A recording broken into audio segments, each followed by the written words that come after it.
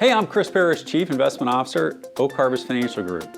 This is our investment team's midweek release when we examine a news item, headline, or story making the rounds from publicly available sources, and we ask, is it news or is it noise?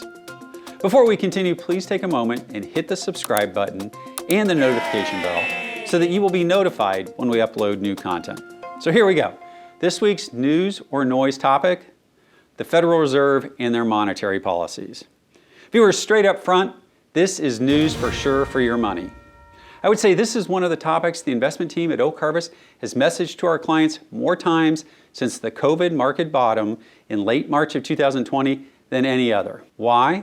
Because while some people want the Fed to take up other agendas such as climate change or income equality, by charter, the Federal Reserve's job is, first and foremost, still about two things. First, it's about money. It's about money's availability and its stability. And second, it's about employment numbers and job creation. We've messaged for years now. It's the Federal Reserve, their monetary policies, and their policy changes that matter more to your money than politicians, elections, or weekly COVID statistics and weekly government economic data.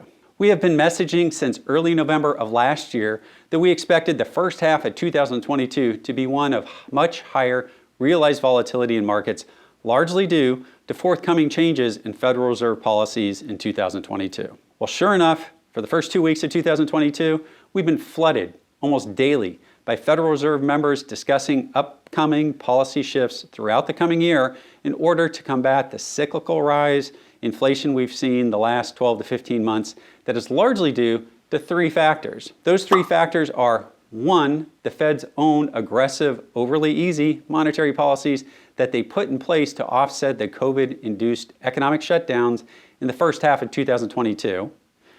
Two, the ongoing supply chain disruptions due to our world being increasingly connected, causing goods and materials inflation during COVID-induced disruptions. Folks, luckily, these disruptions have peaked in our work. And third, and finally, the current labor shortage, which is being driven by a combination of three factors. First is the last wave of the youngest baby boomers leaving the workforce. Secondly is the oldest Gen Xers, that's me, taking early retirement, I'm not, at historically high rates on the back of the overall wealth levels being at all-time highs. And third and finally, many more retail and service-oriented jobs that are usually filled by younger, less educated workers are being left unfilled due to continued COVID-related illness. The final supply-demand imbalance in the labor force is good news for workers, but it does raise the likelihood that future inflation levels settle down at higher levels than the Fed's normal 2% long-term goal. My personal guess is that in 15 to 18 months, when the dust settles, our economy is sitting at an inflation rate closer to 3% than 2%. Because of this, the Fed is looking at, one, stopping their bond asset purchases earlier. That's halting the current QE purchases of both treasuries and mortgage bonds. Two, beginning the process of raising short-term interest rates earlier than expected. Recall, viewers, that the Fed largely controls short-term rates, while the market prices tend to drive longer-term interest rates. And third, and probably most importantly, determining when and how they begin to shrink their own $8.7 trillion balance sheet. Our team has discussed and shared our analysis of the Fed balance sheet with our clients for 2 years now.